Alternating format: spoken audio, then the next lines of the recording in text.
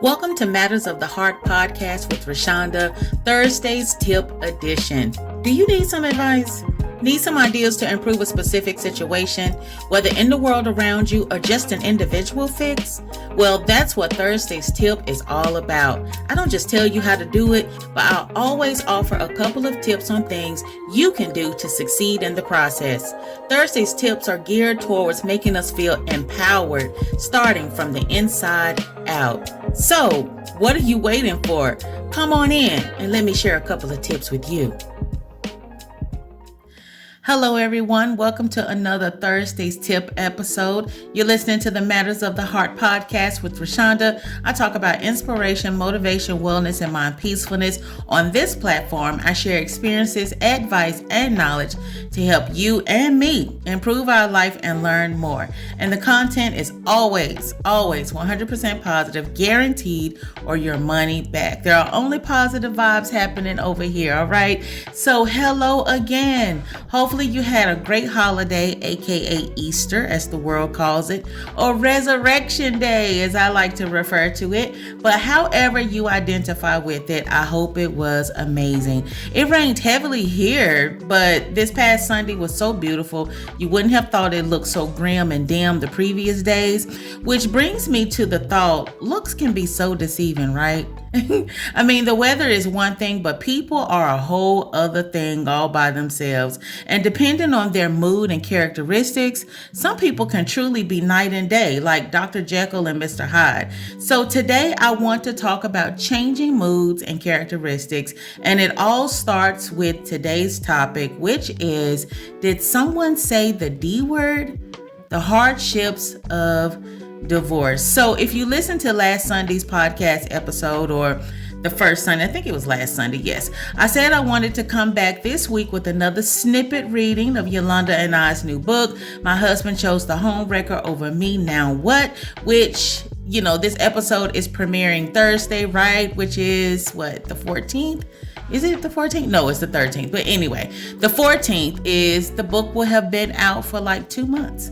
So if you haven't gotten your copy, please go do that. But it's a guide to discovering, rebuilding, and moving forward after infidelity and divorce. So if you've ever been married and suffered through a divorce, or have been separated and in the process of a divorce, then you know it's not an easy road. No one ever thinks of the D word, because the hope of getting married is to stay married forever and ever and ever. Unfortunately, this dream doesn't happen for everyone.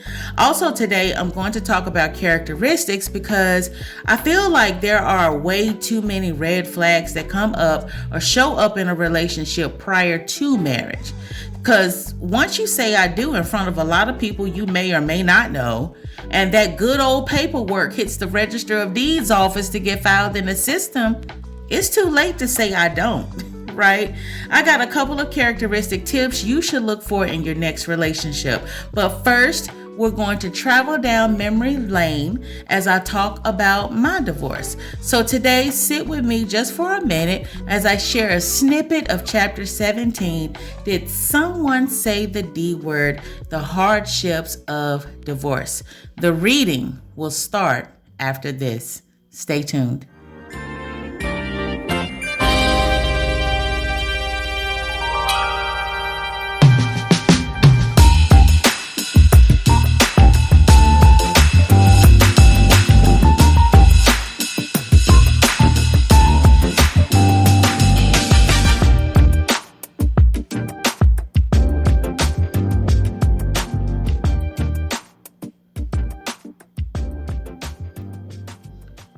Marriage is not for kids and very few adults.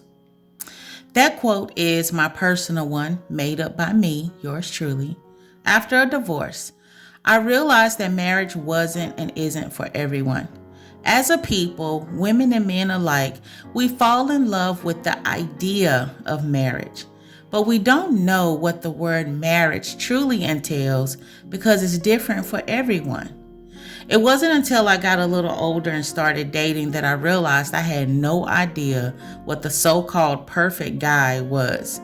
I didn't have a constant male role model in my life that I could look up to to show me what a real man was and how that man was supposed to take care of a house, wife, and kids. My mom was married, but he was abusive. And the guys she dated after that were no model citizens, as they inflicted more hurt than love. So it wasn't a surprise for me to get married to someone that had been married 2 times before and had 2 kids already. Might I say one was already practically grown. When he asked me to marry him, one part of me said yes, while the other part of me said heck no. Now, a little backstory, I wanted to say no because deep down within my heart of hearts, God had already told me who my husband was. And it wasn't the one on one knee asking for my hand in marriage on Valentine's Day.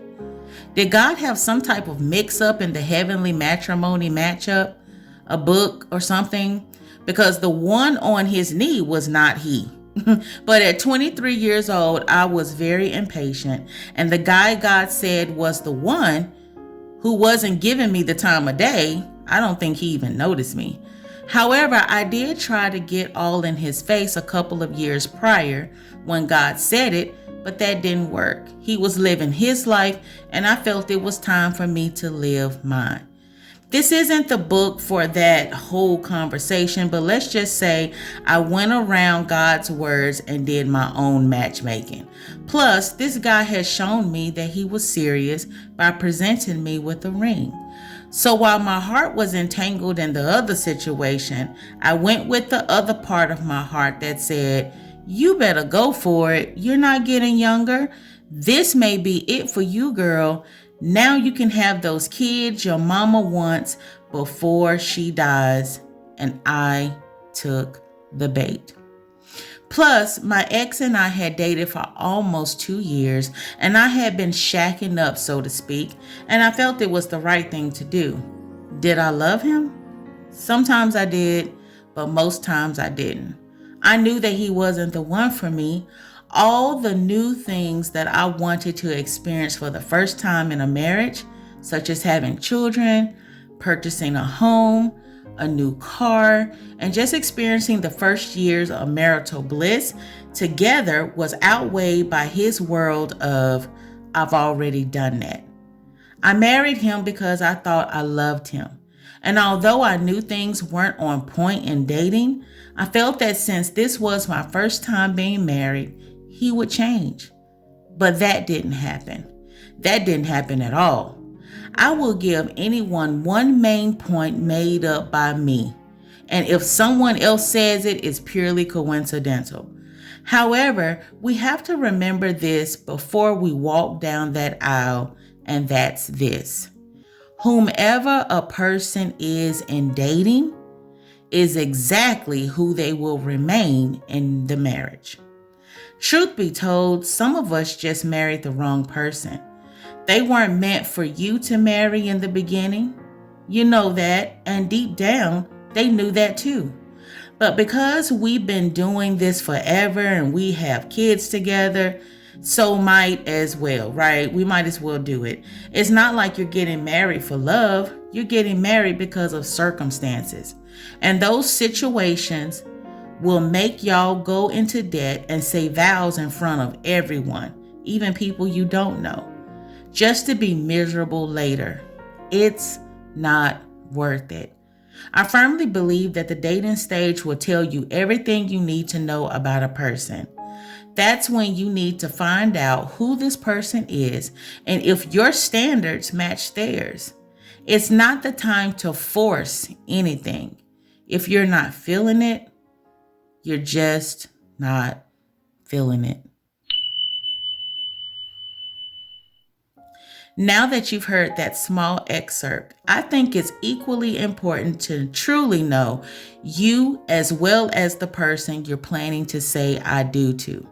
I knew my ex wasn't the one, but my almost 25-year-old body, and along with my mama's words, I want a grandbaby before I die, had me on a roller coaster ride to trying to have a perfect marriage and a baby. I knew what I wanted, but I was afraid to voice my opinion because who else would want me? And how long does it take to get to know someone? By this time, he and I were kindred spirits. Whether I agreed with him or his gambling lifestyle or not, I was determined to get mama a grandchild. The world will have you messed up by putting everything on a clock. We rush our own selves into pure chaos. So, let's get into these tips. Get your pad and pen ready because I'm going to be real and raw regarding some of these tips. Be right back.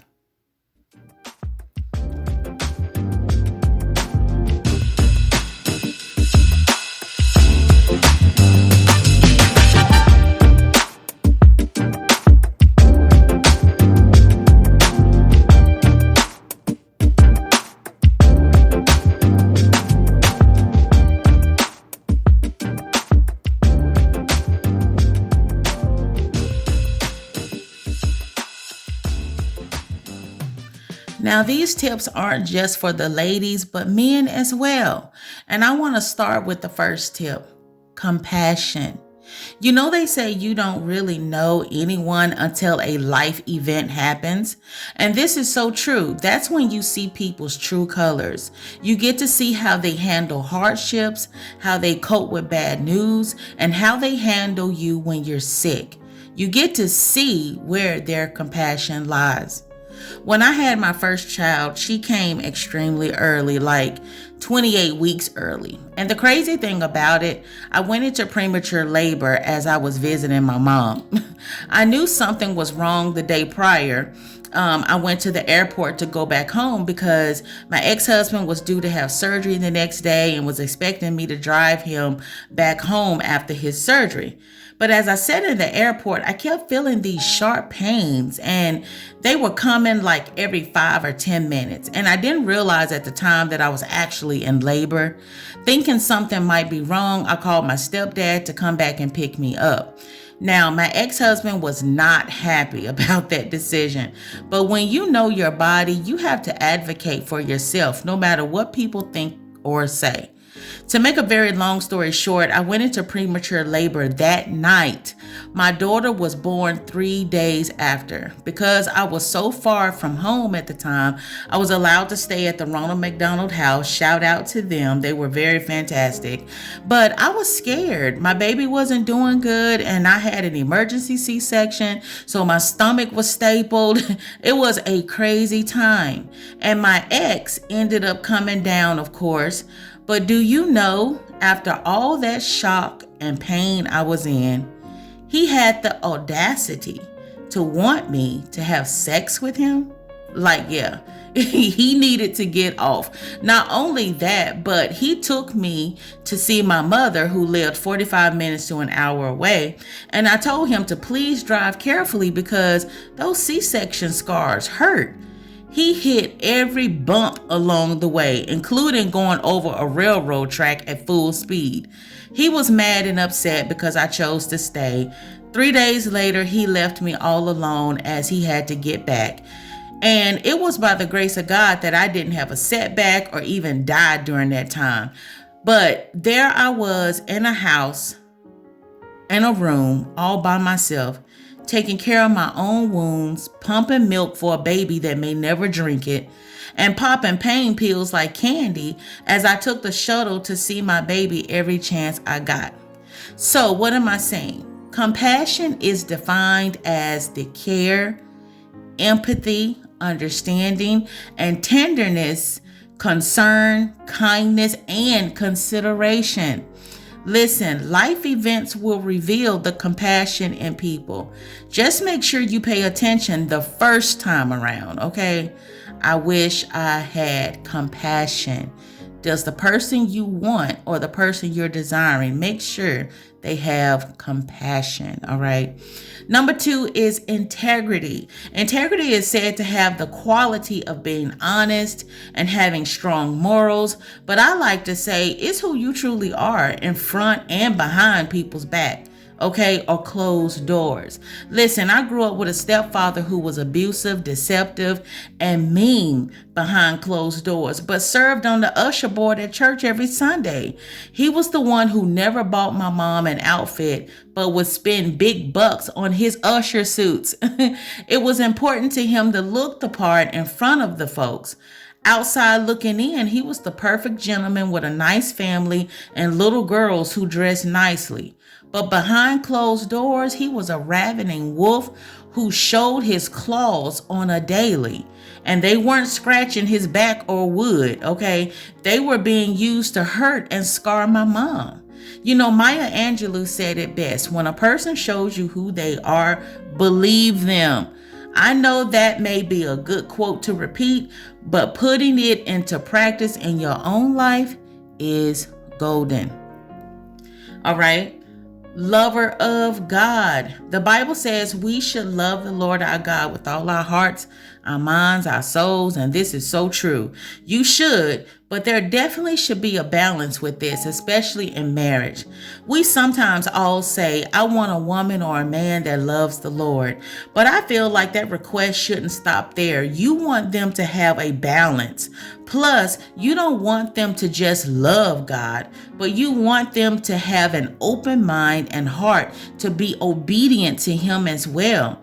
You want someone that actually, okay, put into practice listening to God, okay, on a daily. They listen to God and do not use His name to manipulate or deceive you, because that's not God, that's the enemy. So make sure they're not just a tinkling cymbal saying all the right things, but when it comes time to demonstrate, well, that's another issue. You want somebody that's a lover of God, but with a balance.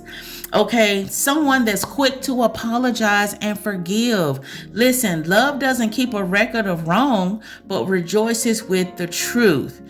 True love is quick to apologize. They don't have a problem saying they're sorry, even if they aren't at fault. And they're quick to forgive and forget, okay? That's another part to forgiving. You have to forget. Not scooting it under a rug just to pull it out a week later and throwing it in your face, okay? So you want someone that's quick to apologize and quick to forgive. You want someone that's supportive. You want someone to be supportive of your dreams and goals and not jealous of your gift or purpose. The person in your life will help enhance your ideals and goals. They'll help enhance, okay, your ideals and goals. All right, they won't bring you down, but they'll help lift you up. They'll help enhance you. And this is the most important, right? And they don't smother you, but give you space to do your thing, but not so far off to where they can't reach out with a helping hand if need be. All right. So you want them to be supportive, but not jealous and not destroying. Every time you go to do something or you go to accomplish a goal, they getting jealous or they tearing up, what you're trying to build up. Like, that's a person that's got some issues. Okay. They're not supportive of you. They're jealous of you. A person that supports you, they're going to enhance what you do. Okay. They're going to add to what you are already building and what you're already doing.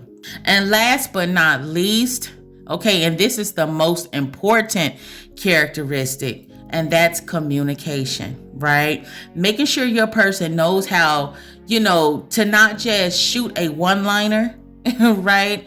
And think that's supposed to solve every issue or shoot off more text messages than phone calls, right? But they can talk about issues and problems as well as life, and not just open up and show love when they want intimacy.